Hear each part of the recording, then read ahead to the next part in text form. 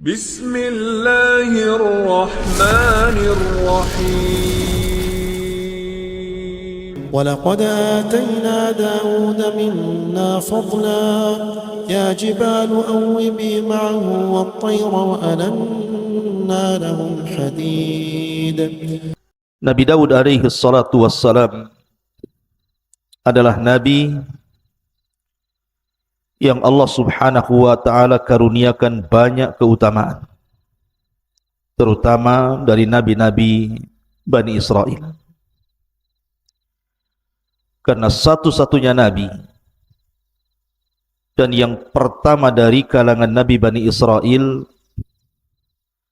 yang Allah subhanahu wa ta'ala berikan dua karunia yang sangat besar. Karunia dari langit dan karunia dari bumi. Adapun karunia dari langit, Allah subhanahu wa ta'ala wahyukan kepada Nabi Allah Daud untuk menjadi seorang nabi.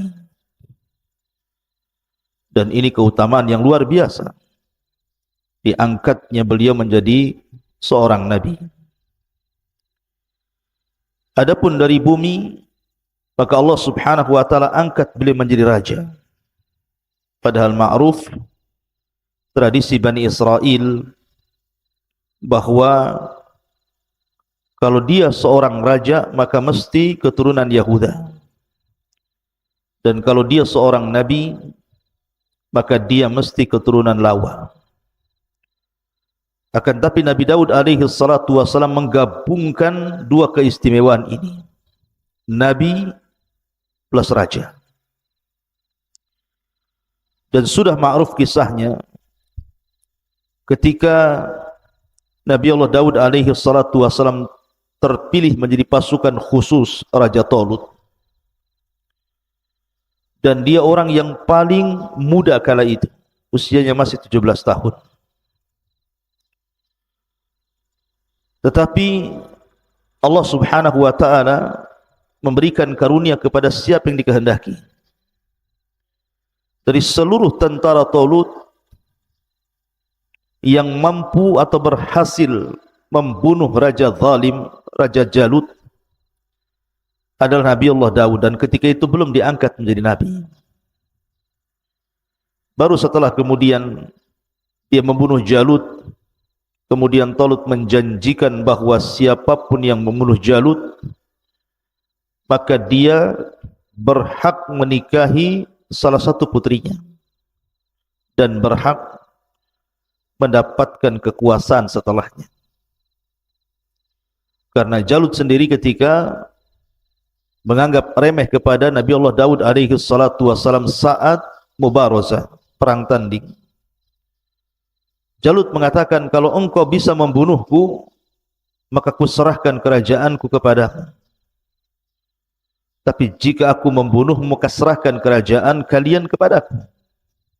Dan Daud berhasil membunuh Jalut sehingga sudah pantas dia mendapatkan kerajaan Jalut.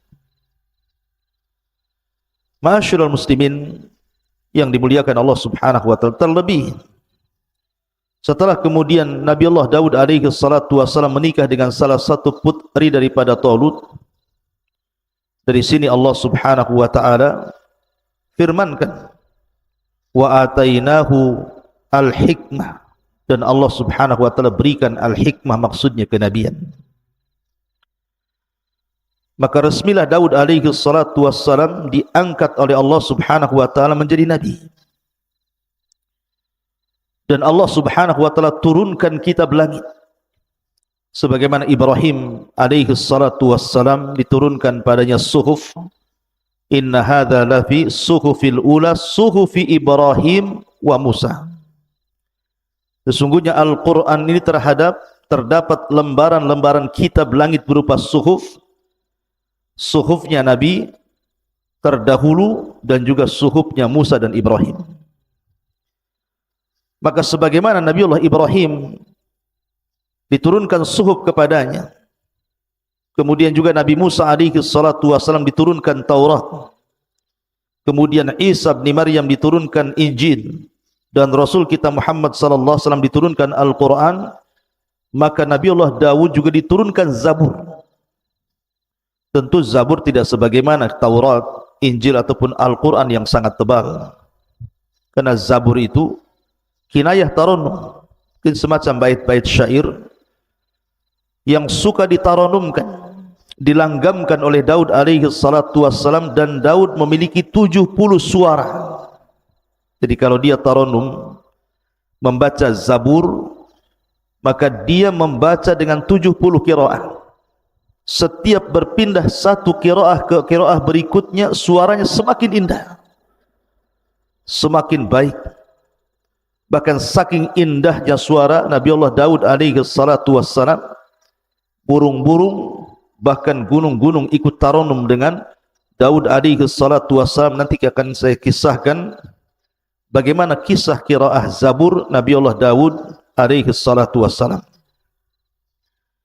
Baik, kita akan mulai dengan beberapa ayat Al-Quran yang bicara tentang kisah Nabi Allah Daud alaihi salatu wassalam.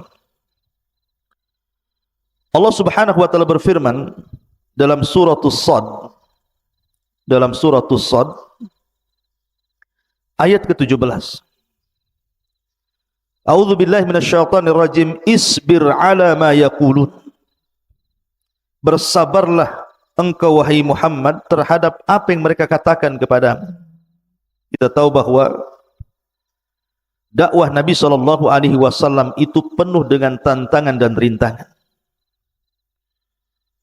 Mulai daripada hinaan, ejekan, cacian, makian, ancaman.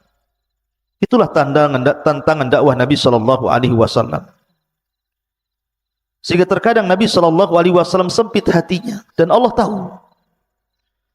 Makanya kemudian di antara faedah Al-Quran ini sepertiganya bicara tentang qasas, kisah-kisah para nabi, kisah-kisah para rasul, adalah untuk menguatkan hati Rasul, linusabbitu bihi fuadak, agar hati Nabi SAW tenang. Apabila Nabi SAW diancam untuk dibunuh, maka sebelumnya para nabi juga diancam bahkan dibunuh. Seperti Nabi Allah Yahya ibn Zakaria dibunuh, dipenggal kepalanya. Kemudian juga ayahnya Zakaria digergaji dalam pohon. Kemudian Isa juga diancam oleh kaumnya, kemudian diangkat ke langit karena akan mengalami pembunuhan. Maka di sini Allah Subhanahu wa taala ingin menghibur Nabi SAW dengan mengkisahkan Nabi Allah Daud kepada beliau. Allah Subhanahu wa taala mengatakan, isbir ala ma yaqulun. Bersabarlah atas apa yang mereka katakan. Wadhkur abdana Daud dzal aidi innahu awwab. Dan ingatlah akan hamba kami. Allah Subhanahu wa taala menasabkan Daud kepada hamba Allah. Dan ini idhafah tasyrif namanya. Idhafah pengagungan. Bahwa Daud ini bukan orang biasa tapi orang mulia. Karena dinasabkan dengan kata-kata abdana. Idhafahkan kepada kami, Allah Subhanahu wa taala. Allah mengatakan, dan ingatlah akan hamba kami Nabi Allah Daud alaihi salatu wassalam yang mempunyai kekuatan. Sungguh dia hamba yang sangat taat kepada Allah Azza wa Jalla. Seolah-olah Allah ingin katakan, bersabarlah wahai Muhammad sebagaimana sabarnya Nabi Allah Daud alaihi salatu wassalam.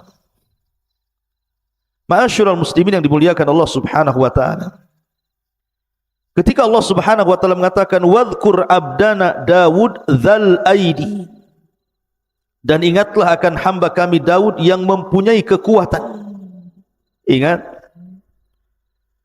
Allah Subhanahu wa taala memberikan karunia yang sangat besar kepada Nabi Allah Daud alaihi salatu wasallam berupa kekuatan.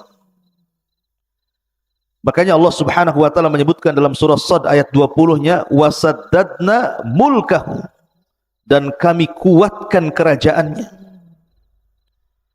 Para ulama tafsir mengatakan dal aidi innahu awwab, bahwa dia memiliki kekuatan bukan hanya kekuatan kerajaannya, karena semenjak Nabi Allah Daud diangkat oleh Allah menjadi nabi kemudian menjadi raja sepeninggal Talut, maka seluruh Bani Israel sangat mencintai Daud, berbeda dengan raja-raja sebelumnya. Terkadang Bani Israel mereka melakukan pemberontakan, atau kepada para nabi sebelumnya terkadang mereka membunuh para nabi, mendustakan para nabi. Tapi tidak bagi Daud alaihi salatu wassalam. Seluruh Bani Israel suka dengan Daud karena dia memiliki kekuatan yang Allah anugerahkan. Bukan hanya kekuatan kerajaannya, kekuatan tentara-tentaranya dan banyaknya pasukannya, tapi dia juga memiliki kekuatan ibadah. Bahkan Nabi SAW menggambarkan dalam sebuah hadis, ahabbus siyami ilallah siyami Daud, kana yasumu yawman wa yuftiru yawman, wa ahabbus salati ilallah salati Daud, salatu Daud kana yanamu nisfal laili wa yakumu thuluthahu wa yanamu sudusahu. Muttafaqun alaih. Kata Nabi SAW, sebaik-baiknya puasa, dan Nabi SAW, sebaik-baiknya puasa adalah puasa Daud alaihi salatu wassalam. Makanya ada sahabat namanya Abdullah ibn Amr ibn As, salah seorang sahabat Rasul yang suka mencatat. Makanya Abu Hurairah radhiyallahu anhu mengatakan, orang yang paling banyak hafalan hadis dari Rasul itu adalah diriku, kecuali Abdullah ibn Amr bin As. Dia lebih banyak mengumpulkan riwayat dari Rasul karena dia mencatat. Lah Abdullah ibn Amr ibn As ini suka dengan puasa. Terkadang dia puasa 1 hari, kemudian tidak puasa 1 hari. Terkadang dia ingin puasa seterusnya karena dia sanggup melakukannya. Kalau bisa setiap hari puasa. Tapi Nabi SAW ketika itu mengatakan, sum yauman wa aftir yauman. Walaupun engkau sanggup berpuasa tiap hari, wahai Abdullah ibn Amr, tetaplah kau harus berpuasa 1 hari dan meninggalkan puasa 1 hari. Wa dzalika siyamu Daud. Itulah puasanya Nabi Daud. Wa huwa afdhalus siyam, dan itu seutama-utama puasa. Kata Abdullah bin Amr, ya Rasulullah, inni utiku afdhala min. Aku bisa lebih baik daripada Daud. Setiap hari puasa pun aku sanggup. Tapi Rasul mengatakan, la afdhala min dzalik. Tidak ada yang lebih afdal dibandingkan puasa Daud. Puasa 1 hari, tinggalkan 1 hari. Kemudian Nabi SAW mengatakan, wa ahabus salati ilallah salatu Daud. Dan seutama-utama salat, maksudnya salat sunnah, adalah salatnya Nabi Daud. Beliau tidur di pertengahan malam, kemudian bangun di sepertiganya, kemudian tidur di seperenamnya. Jadi Nabi Daud alaihi salatu wassalam itu terkenal qawwaman sawwaman. Kalau malam hari dia salat malam, dan kalau siang hari dia berpuasa. Dan dia seorang mujahid, seorang pemberani. Allah berikan kecerdasan kepada Daud alaihi salatu wassalam. Ma'asyiral muslimin yang dimuliakan Allah subhanahu wa ta'ala. Makanya para ulama mengatakan, di antara sebab kekuatan kekuasaan Daud itu karena 3 perkara. Pertama, fi jundihi, dari segi tentaranya sangat kuat dan banyak pasukannya dan tidak pernah terkalahkan.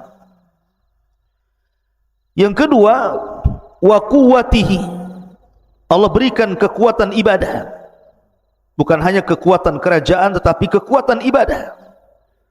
Dan tentu yang terakhir, nikmatun minallahi alaih. Karena itu nikmat yang Allah anugerahkan kepada Daud alaihi salatu wassalam. Apa saja nikmat yang Allah anugerahkan kepada Nabi Allah Daud?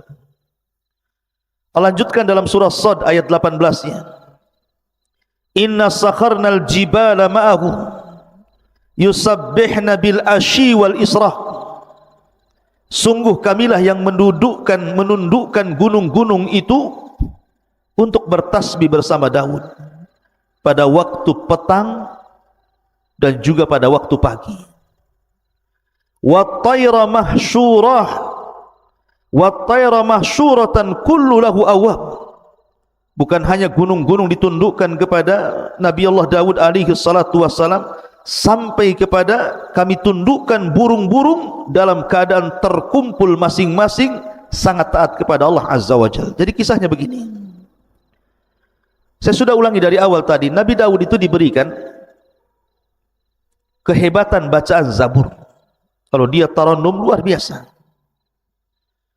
Dan itu diisyaratkan kepada sabda Nabi SAW ketika memuji orang-orang Asy'ariyun.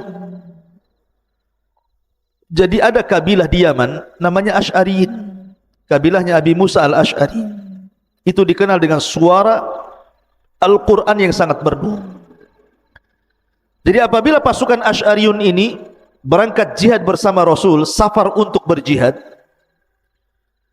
maka apabila di malam hari, kan yang terlibat dalam perang itu bukan hanya satu kabilah, berkabilah-kabilah, salah satunya kabilah Asy'ariyun.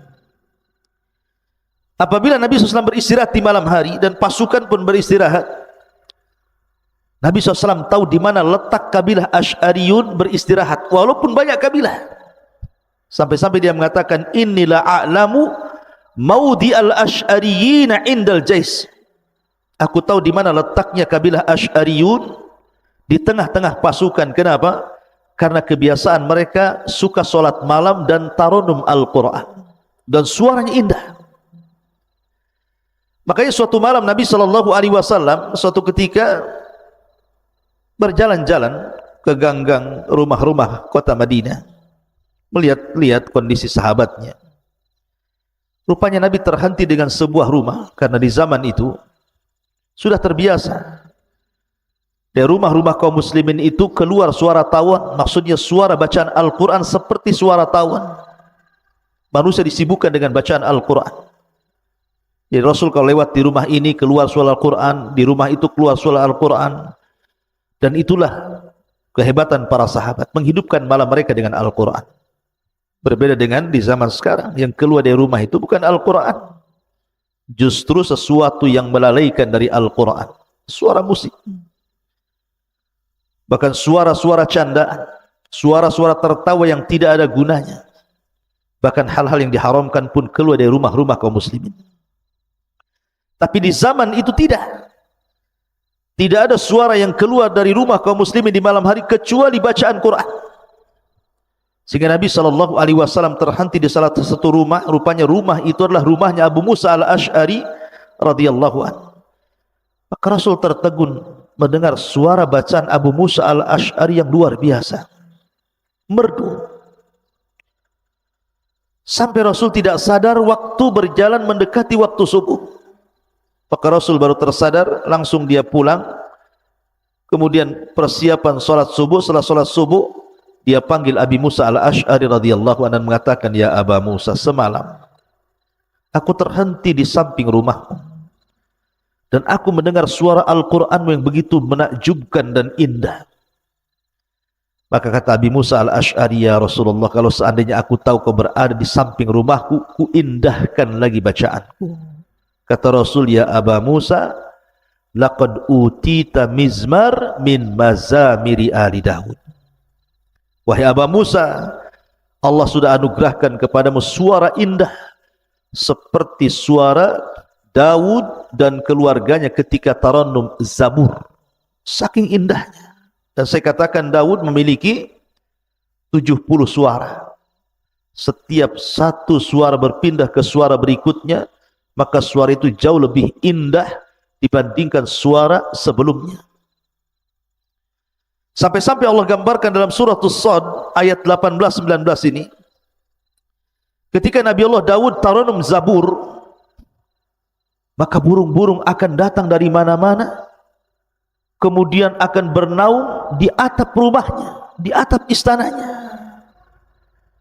Mereka ikut bersiul, ikut melanggamkan seperti yang dilanggamkan Zabur oleh Daud alaihi salatu wassalam. Anda bisa bayangkan, apabila suara burung saja 2-3 ekor bersiul itu sudah bising itu. Tapi ini burung-burung dari mana-mana bersiul mengikuti tarannumnya Zabur yang dibacakan Daud alaihi salatu wassalam, sehingga membuat cemburu gunung-gunung. Seolah-olah gunung mengatakan, Engkau izinkan burung-burung ikut tarannum bersama Daud. Izinkan aku juga ya Rabb tarannum dengan Zabur yang dibacakan Daud alaihi salatu wassalam. Akhirnya Allah subhanahu wa ta'ala izinkan, akhirnya gunung pun bersuara. Karena ulama tafsir mengatakan bahwa tasbihnya gunung dan juga burung-burung itu ala zahiriha, dibawa kepada zahir Al-Quran. Jadi betul-betul bersuara.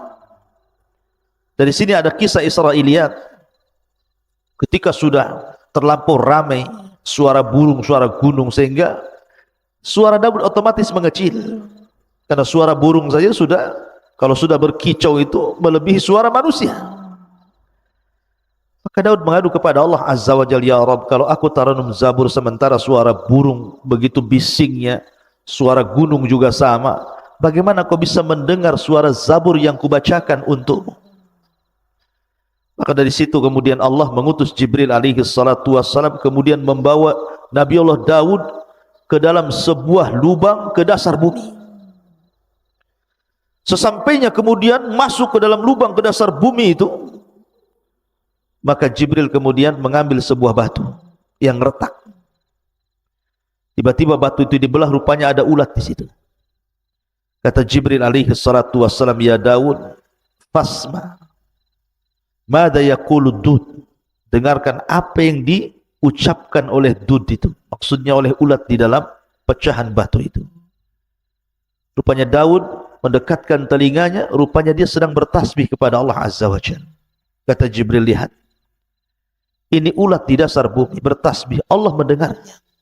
Apalagi engkau berada di atas bumi, tentu Allah lebih mendengarnya. Walaupun suara-suara burung dan gunung itu, mereka pun bersuara melebihi suaramu. Ini kisah Israiliyat. Ma'asyiral muslimin yang dimuliakan Allah subhanahu wa ta'ala, intinya bahwa Allah anugerahkan kepada Daud suara yang sangat indah, luar biasa. Dan ketika suara Nabi Allah Daud itu mempengaruhi suara burung, mempengaruhi gunung, menunjukkan bahwa bacaan ayat-ayat Allah itu memiliki pengaruh kuat kepada manusia. Makanya kita lihat Nabi SAW itu bukan hanya membaca Al-Quran, tetapi juga rindu mendengarkan bacaan Al-Quran orang lain. Suatu ketika Nabi SAW memanggil Abdullah ibn Mas'ud yang kunyahnya Ibnu Ummi Abdin. Suaranya juga indah, bahkan pernah disejajarkan dengan suara Jibril ketika Rasul pulang dari safar bersama Abu Bakar dan Umar, kemudian mendengar suara Abdullah ibn Mas'ud membaca Al-Quran. Kata Nabi SAW, ya Aba Bakrin wa ya Umar, wahai Abu Bakar dan Umar, man arada an yasma'al Qur'ana ghaddan tariyan falyasma' ala qiraati Ummi Abdin. Wahai Abu Bakar, wahai Umar, kalau engkau ingin mendengarkan bagaimana Al-Quran itu turun kepadaku, ketika Jibril membaca Quran kepadaku, maka perdengarkan suara Ibnu Ummi Abdin, maksudnya Abdullah ibn Mas'ud. Jadi Rasul memanggil Abdullah ibn Mas'ud dan mengatakan, Iqra alayya al-Quran, wahai Abdullah bin Mas'ud, tolonglah bacakan untukku Al-Quran. Kata Abdullah bin Mas'ud, ya Rasulullah, a'aqra'u alayka wal Qur'anu unzila ilaik? Rasul, bagaimana mungkin aku membacakan Al-Quran kepadamu sementara Quran itu turun kepadamu? Tapi Rasul mengatakan, Iqra, baca saja. Faqara'a, maka dia pun membaca suratul Nisa sampai kepada ayat, wa kaifa idza ji'na min kulli ummatin bisyahid wa ji'na bika ala haula'i syahida. Bagaimana kalau seandainya setiap umat itu memerlukan saksi dan engkau saksi bagi umat-umat itu? Sampai kepada ayat ini Rasul mengatakan, hasbuka hasbuka, cukup cukup. Rupanya Abdullah ibn Mas'ud melihat Rasul menangis, merenungkan ayat yang dibaca Abdullah ibn Mas'ud radhiyallahu anhu. Jadi Al-Quran itu mempengaruhi sampai kepada Nabi SAW. Makanya kita lihat ada seorang ulama namanya Fudail ibn Iyad, seorang perompak padang pasir. Ketika dia hendak merampok salah satu rumah orang kaya milik seorang wanita tajir, ada yang mengatakan hendak melihat wanita yang disukainya, seorang jariyah naik ke atas rumah. Tiba-tiba sahibul bait, pemilik rumah itu sedang qiyamul lail, kemudian membacakan Al-Quran sampai kepada ayat alam ya'ni lilladzina amanu an tash'a qulubuhum bi dzikrillah wa ma nazala minal haq. Tidakkah sampai usia, maksudnya 40 tahun, untuk menyadarkan dia kembali berzikir kepada Allah, dan begitu seterusnya. Tiba-tiba Fudail bin Iyad hampir jatuh dari atap rumah itu. Dia mikirkan ayat itu. Sampai akhirnya dia pun bertobat dari rampoknya, kemudian belajar sehingga menjadi alim min ulama'id dunia. Jadi ulama dunia, terkenal zuhud wara'nya. Intinya bahwa faedah yang sangat besar dari kisah Nabi Daud alaihi salatu wassalam, dia mampu membaca Zabur dan Allah anugerahkan suara yang sangat indah. Maka bagi anda yang Allah anugerahkan suara indah, gunakan untuk membaca Al-Quran. Buat apa anda gunakan untuk menyanyi? Tidak ada faedahnya dunia akhirat. Wa minan nasi man yashtari lahwal hadits liyudhilluka an sabilillah. Karena ada sebagian manusia itu yang akan memperjualbelikan lahwal hadits, ucapan-ucapan yang tidak ada gunanya untuk menyesatkan jalan Allah. Maka gunakan suara emas, suara indah anda untuk membaca Al-Quran. Rasul mengatakan, "Man lam yataghanna bil Qur'an falaysa minni."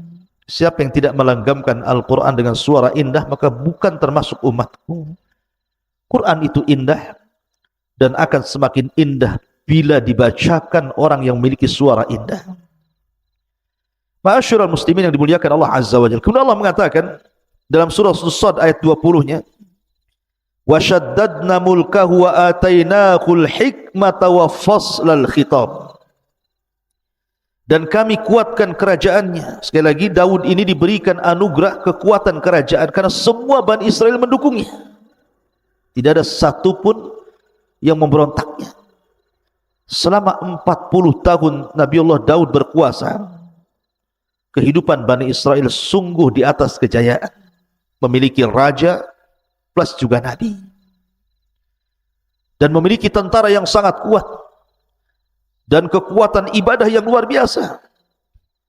Makanya Allah mengatakan, dan kami kuatkan kerajaannya, wa atainahul hikmah, dan kami berikan hikmah kenabian kepadanya, wa faslal khitab, dan kebijaksanaan dalam memutuskan perkara. Jadi Nabi Allah Daud itu subhanallah, dia diberikan kepahaman yang luar biasa. Setiap kasus yang ditanganinya, maka Allah berikan jalan keluarnya.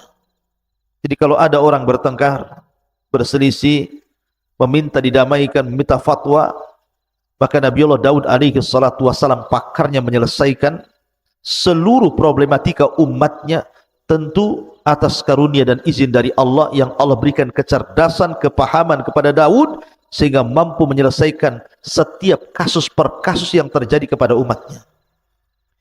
Nanti kita akan jelaskan, karena Nabi Allah Daud itu membagi hari menjadi 3.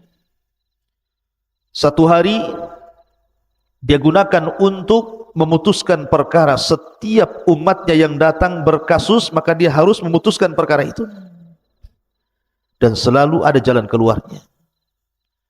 Yang kedua, satu hari dia mengunjungi rakyatnya, bertanya soal kebutuhan mereka, apa yang kurang, apa yang dikehendaki umatnya, sehingga Daud tahu kebutuhannya. Kemudian yang ketiga, satu hari beliau gunakan untuk ibadah. Tidak boleh ada siapapun yang mengganggunya sampai kepada keluarganya. Dia punya ruangan khusus, beribadah saja satu hari itu. Dan itulah Daud alaihi salatu wassalam membagi hari-harinya. Dan itu sudah menjadi sebuah kebiasaan dan adat yang diketahui Bani Israel. Jadi kalau mereka ada kasus, mereka nunggu kepada hari ketika Nabi Daud menjadi hakim dulu. Tidak lantas setiap hari datang.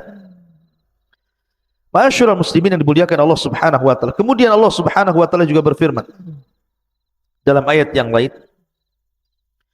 "Wa laqad ataina Dawuda minna fadla ya jibalu awwibi ma'ahu wat-tayra wa alanna lahul hadid ani'mal sabighati wa qaddir fi syardi wa'malu salihan inni bima ta'maluna basir. Dan sungguh kami telah berikan kepada Daud karunia yang sangat besar dari kami. Kemudian Allah mengatakan, wahai gunung-gunung, wahai burung-burung, bertasbihlah berulang-ulang bersama Daud, dan kami telah melunakkan besi untuknya. Buatlah baju besi yang besar-besar dan ukurlah anyamannya, dan kerjakanlah kebaikan, sungguh aku maha melihat apa yang kamu kerjakan. Jadi selain Daud alaihi salatu wassalam mampu tarannum dengan 70 qiraah, sehingga gunung dan juga burung-burung ditundukkan kepada Nabi Daud alaihi salatu wassalam, Daud juga walaupun dia seorang nabi, seorang raja, bukan berarti kemudian dia mengandalkan keutamaan yang Allah anugerahkan kepadanya untuk mencari rezeki, tidak. Tapi dia bekerja sendiri. Dia tidak mengandalkan gaji, mungkin bahasa kitanya. Tidak semena-mena karena dia seorang raja, memiliki istana, memiliki dayang, memiliki pasukan. Tidak. Daud bekerja sendiri dengan keringatnya. Salah satu pekerjaan yang masyhur, dan ini salah satu mukjizat yang Allah anugerahkan kepada Daud juga, dia mampu membuat baju besi tanpa ada pembakaran api. Jadi kalau seandainya saya analogikan seperti Anda membuat kue, mengadon roti, cukup dengan tangan, dikuel-kuel mungkin bahasa kitanya ya. Dirakit sendirian dengan tangannya, seolah-olah sudah ada panas di dalam tangannya itu, sehingga dia membuat baju besi itu tinggal membelok-belokkan saja.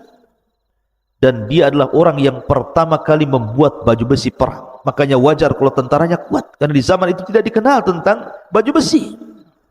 Dialah yang mencetus pertama pembuatan baju besi dengan mukjizat dari Allah Subhanahu wa taala, mampu merangkai baju besi tanpa harus dibakar. Cukup kemudian dirakit dengan tangannya, dan baju besinya sangat indah, sangat kokoh. Dia walaupun besi tetapi ringan dipakai. Dan itu keutamaan Nabi Allah Daud, dan itu bagian daripada mukjizat yang Allah anugerahkan selain daripada faslul khitab tadi. Dan ini juga pelajaran bagi anak-anak muda.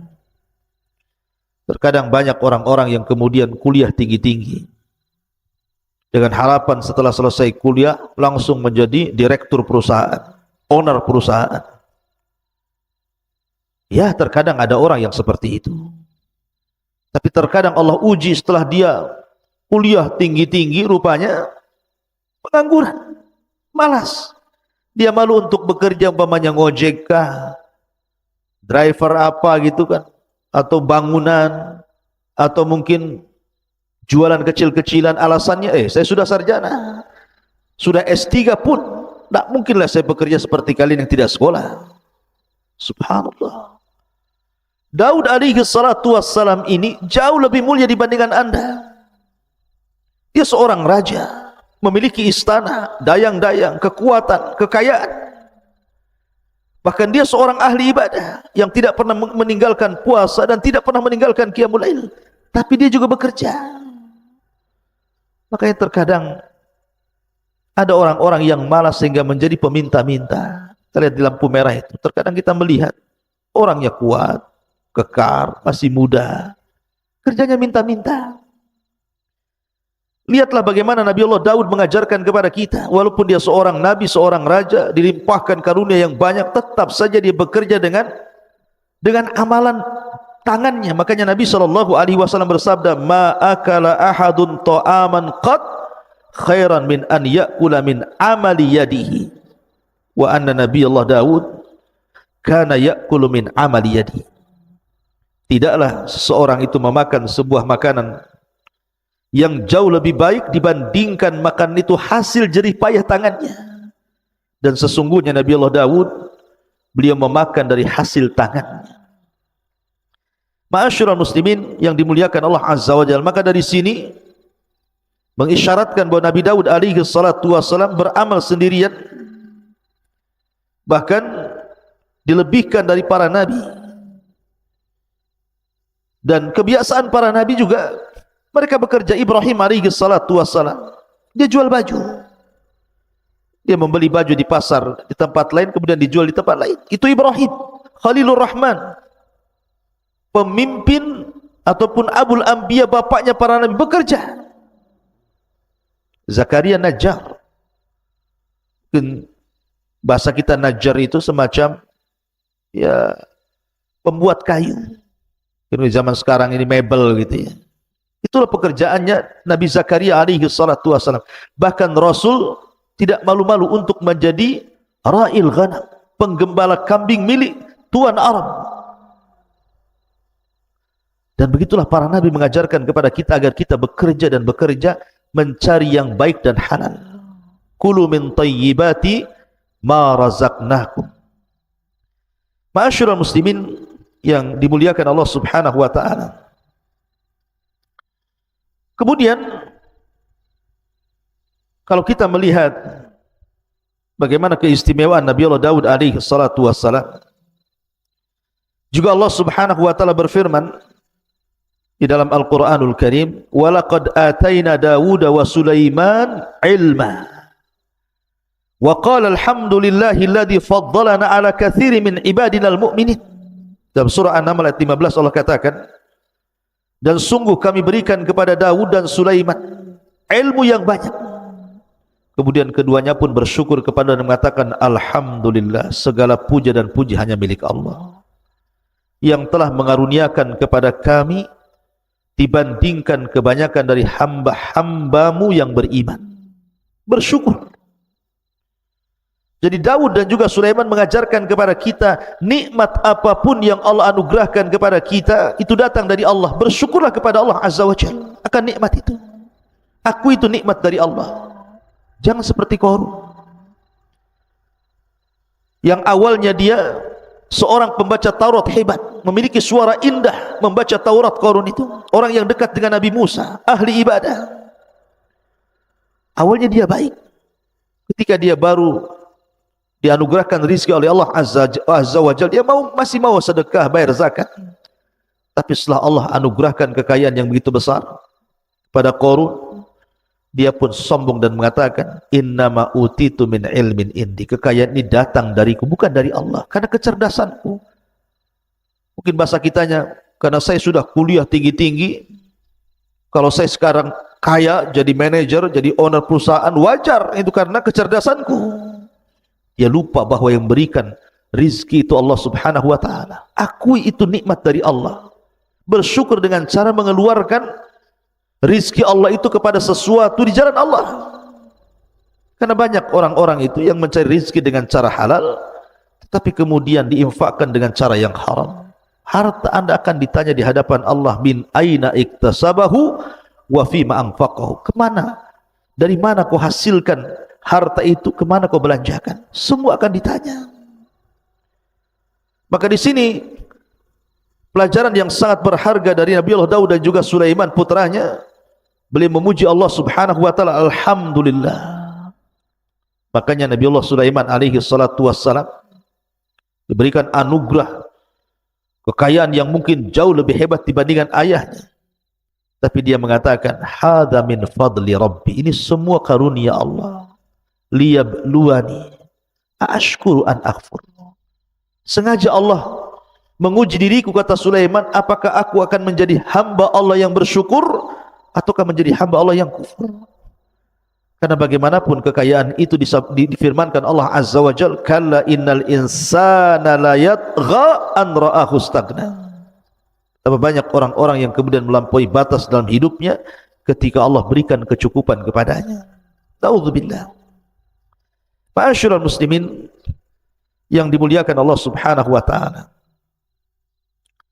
ketika para ulama memberikan catatan bahwa dalam surah An-Naml ayat 15 ini, walaqad atayna Dawuda wa Sulaimana ilma wa qala alhamdulillahilladzi faddalana ala katsirin min ibadihil mu'minin. Dan sungguh kami telah berikan kepada Daud dan juga Sulaiman ilmu yang banyak. Kemudian keduanya memuji Allah dan mengatakan, segala puja dan puji hanya milik Allah yang telah melebihkan kami dari kebanyakan hamba-hamba Allah yang beriman. Allah berikan nikmat yang luar biasa kepada dua nabi ini. Salah satunya Nabi Allah Daud alaihi salatu wassalam. Apa saja nikmat yang Allah anugerahkan kepada Nabi Allah Daud alaihi salatu wasallam. Yang pertama, al-quwwah al-ilmiyah, kekuatan pengetahuan yang cerdas. Makanya Allah mengatakan dalam surah Al-Baqarah ayat 251, wa 'allamnahu wa 'allamahu mimma yasha. Dan Allah ajarkan pengetahuan kepada siapa dari hambanya sesuai dengan kehendaknya. Ma'asyiral muslimin yang dimuliakan Allah Azza wa Jalla, dan Nabi Allah Daud diberikan pengetahuan yang luar biasa, kepahaman, kecerdasan yang luar biasa. Yang kedua, al-quwatul badaniyah. Dia dianugerahkan kekuatan badan, kekuatan fisik, sehingga tadi bisa membuat baju besi dengan tanpa ada pembakaran. Cukup dengan tangannya saja dirangkai sedemikian rupa, akhirnya menjadi baju besi. Dan Allah katakan dalam surah Saba ayat 10, wa alanna lahul hadid, dan Allah lembutkan besi kepada Daud alaihi salatu wasallam, dan itu bentuk kekuatan fisik beliau. Kemudian yang ketiga, quwwatul mulki bitaskhiril asbabil madiyati wal ma'nawiyati liuqawwi mulkahu min kathratil junud wa husni sirati wal adli wal fasli fil khusumat. Kekuatan kerajaan dengan berbagai macam sebabnya, sehingga dengan kecerdasannya dan kekuatan fisiknya akhirnya kuat kerajaannya, dicintai oleh Bani Israel.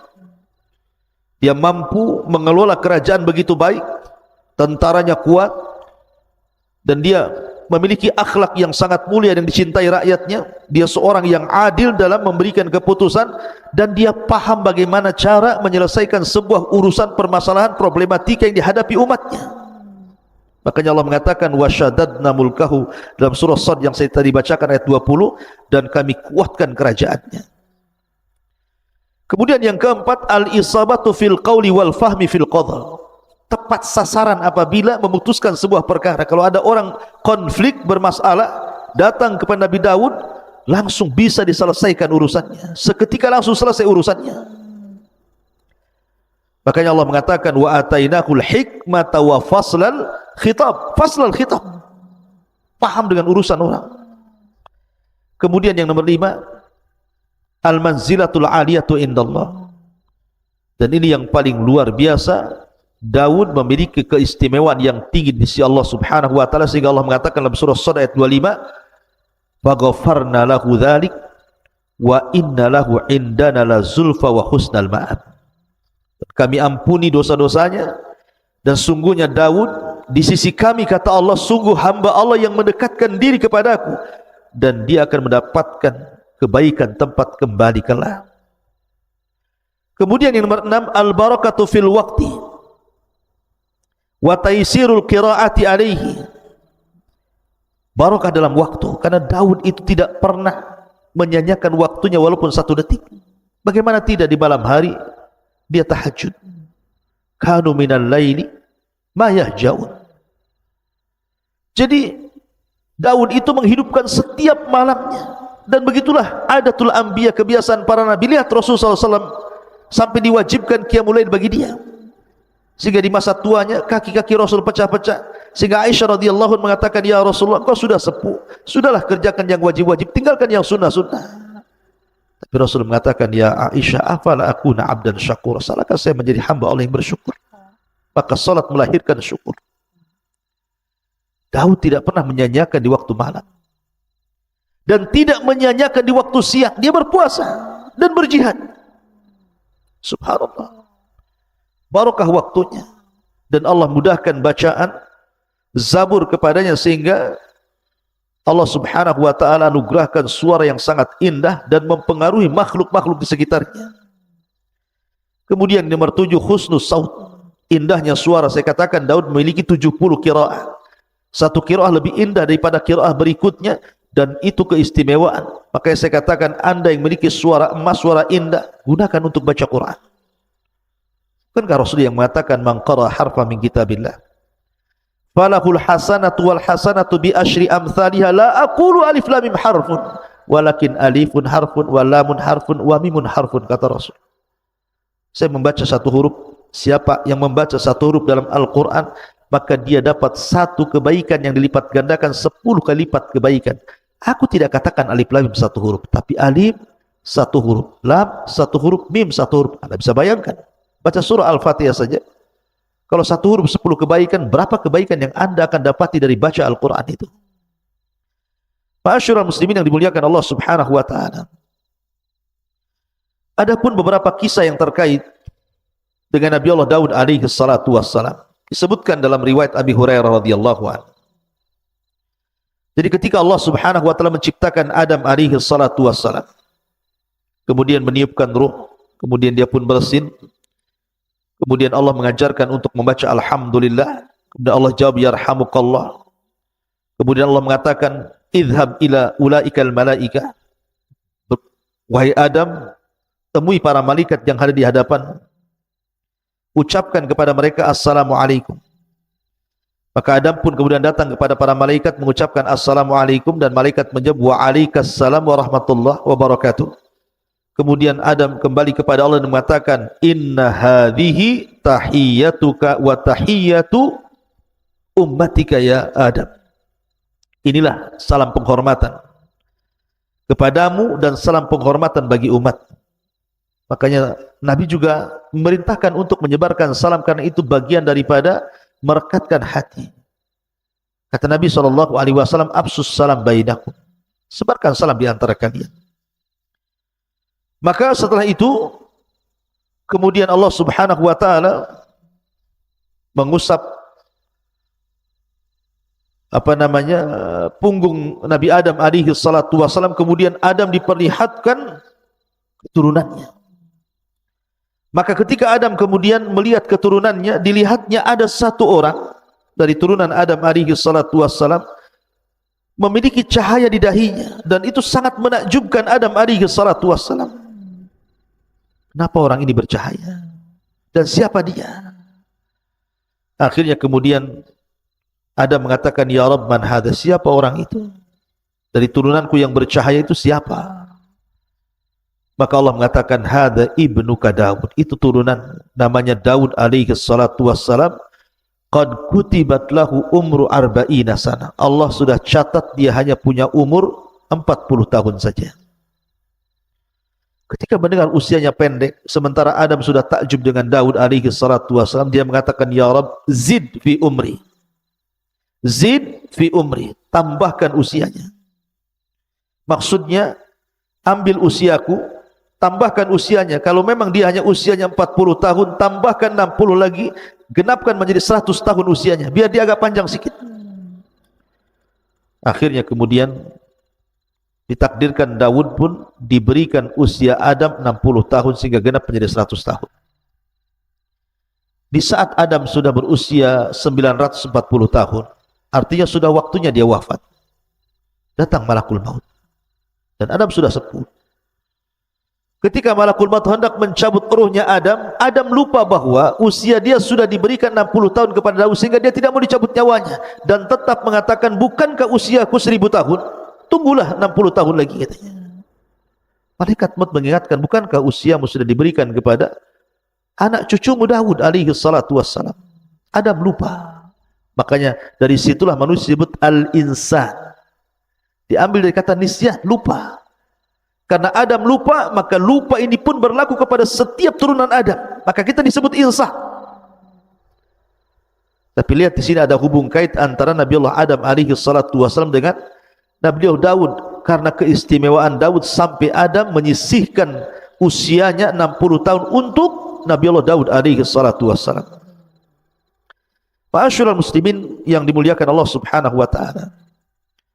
Kemudian kisah yang kedua, ketika Nabi Daud alaihi salatu wassalam, kita tahu bahwa Nabi SAW bersabda dalam hadis, masih dari hadis Abu Hurairah radhiyallahu anhu yang terdapat dalam Musnad Imam Ahmad. Jadi Daud itu memiliki kecemburuan yang luar biasa dalam ibadah. Jadi kalau seandainya dia keluar, idza kharaja, kalau dia keluar, ughliqat al-abwab falam yadkhul ala ahlihi ahad. Kalau dia keluar, dia tutup ruangan khusus, sampai keluarganya pun tidak boleh masuk ke ruangan itu sampai dia kembali. Jadi suatu ketika dia keluar, zata yaumin, wa ghallaqatid dar, dan dia pun menutup ruangannya khusus itu, tidak boleh ada yang masuk sampai keluarganya. Kemudian fa aqbalat imra'atuhu, tiba-tiba kemudian salah satu istrinya melihat pintu rumah yang sudah ditutup oleh Nabi Daud alaihi salatu wasallam tiba-tiba terbuka. Rupanya kata Nabi, fa ida rajulun qa'imun wastad, tiba-tiba ada seorang laki-laki yang berdiri di tengah-tengah ruangan itu. Faqalat liman fil bait, siapa orang yang di rumah itu? Min aina dakhal, dari mana dia masuk? Padahal pintunya tertutup rapat. Akhirnya kemudian Nabi Daud alaihi salatu wassalam pun datang.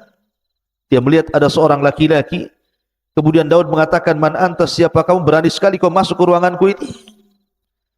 Maka orang ini mengatakan, ana alladhi ahabul muluk wala yamtani'u minni syai'un, saya adalah malaikat yang paling ditakuti dan tidak ada yang mampu menghalangi aku sedikit pun. Faqala Daud, anta, maksudnya apakah kamu malakul maut? Maka dia mengatakan, ya, saya malakul maut. Fa marhaban bi amrillah, maka dia pun mengatakan, selamat datang, kalau ini memang perintah Allah subhanahu wa ta'ala, maka aku sudah siap. Akhirnya kemudian dia pun dicabut rohnya di tempat itu. Ma'asyiral muslimin yang dimuliakan Allah subhanahu wa ta'ala. Kemudian kisah yang lain, Nabi Allah Daud alaihi salatu wassalam dan seorang wanita, atau dua orang wanita. Jadi ada kisah dua orang wanita, dua-duanya punya bayi,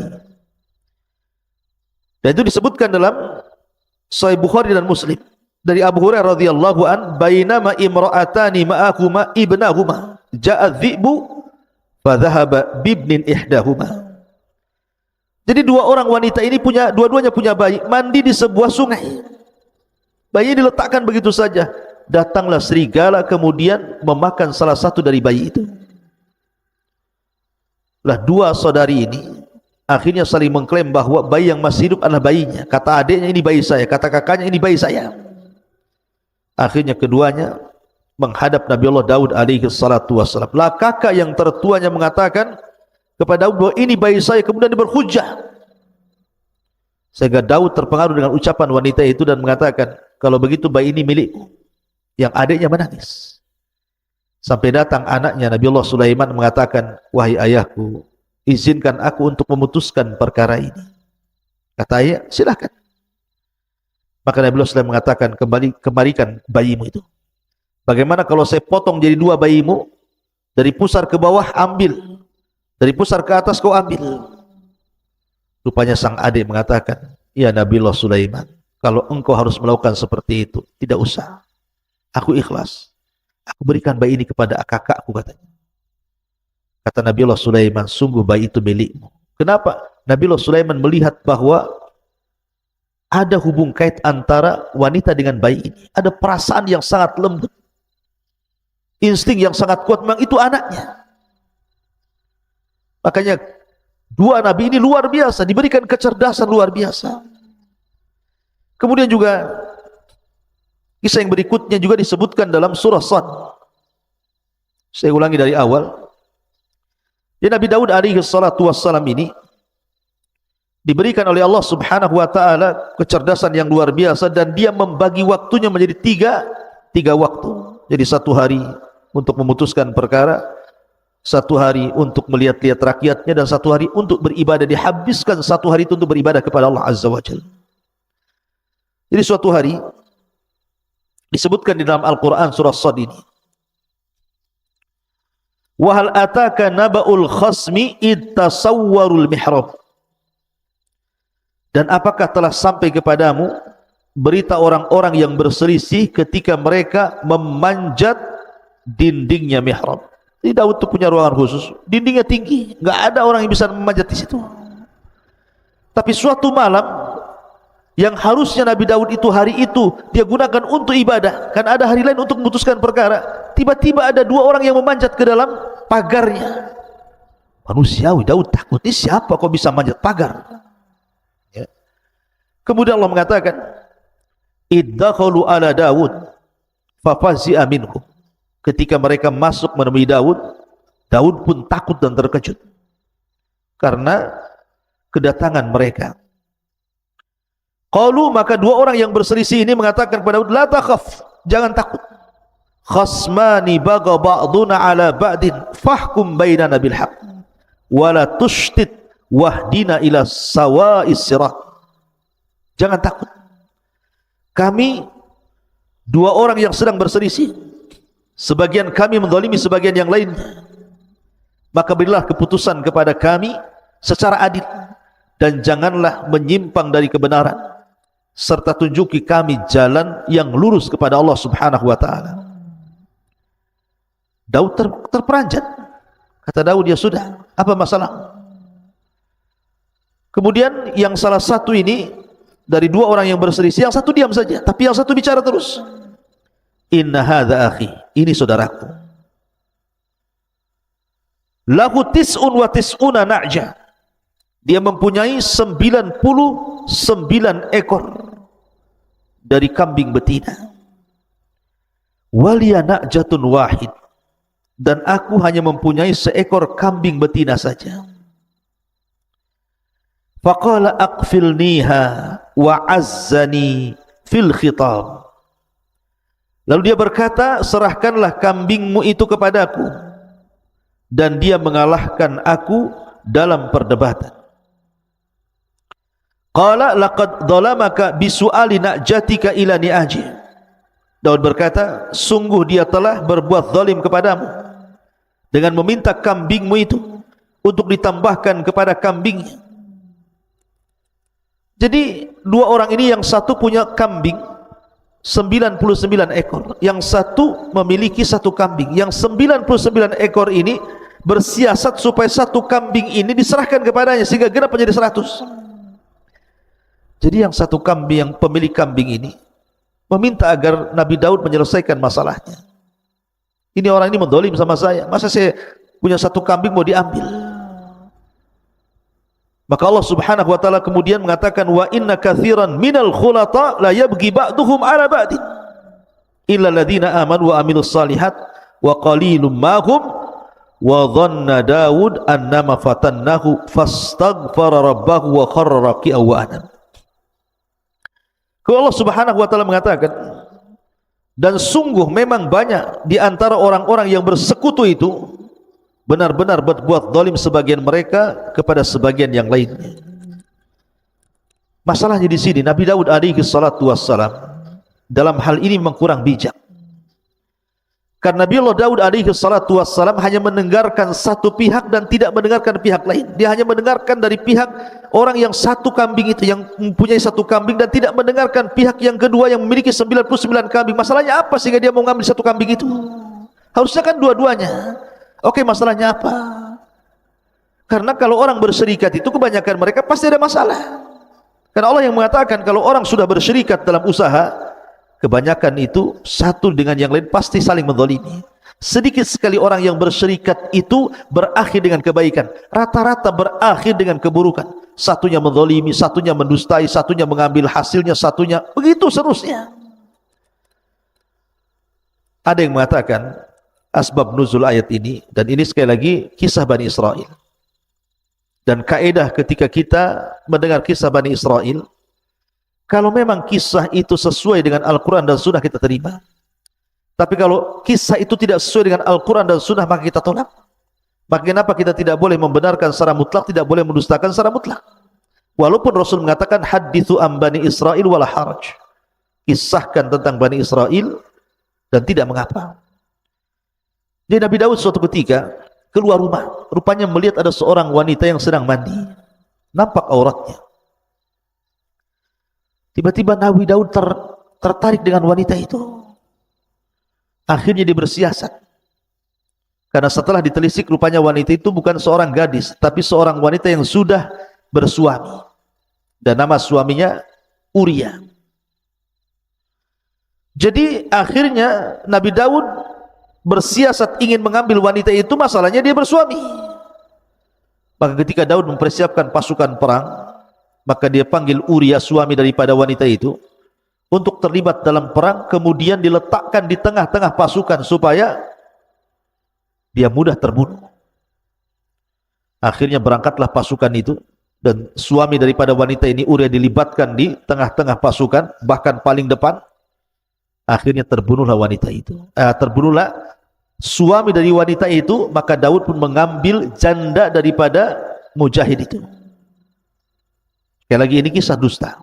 Tidak mungkin seorang nabi melakukan seperti itu. Seolah-olah di sini Allah Subhanahu wa taala mengatakan, "Wa dhanna Daud annama fatannahu fastaghfara rabbahu wa kharra raki'an wa anab." Daud menduga bahwa kami mengujinya, maka dia pun mohon ampun kepada Allah, lalu menyungkur sujud dan bertobat. Jadi seolah-olah orang ini ketika mengatakan, saya punya satu kambing, yang ini 99 kambing. Seolah-olah kau ini Daud punya istri 99, karena istrinya Daud itu banyak, 99 istri. Tiba-tiba engkau ingin menambah satu istri dengan cara zalim seperti itu, melibatkan suaminya dalam perang supaya mati. Sama dengan kisah ini. Orang ini memiliki 99 kambing, kemudian saudara yang memiliki satu kambing, kemudian yang 99 yang punya kambing ini hendak menzalimi saudaranya dan mengambil satu kambing biar dimasukkan menjadi 100. Maka Daud pun sadar, jangan-jangan ini peringatan bagi dia. Makanya dia langsung minta ampun kepada Allah, langsung sujud dan kembali kepada Allah Azza wa Jalla. Sekali lagi, kisah ini kisah dusta.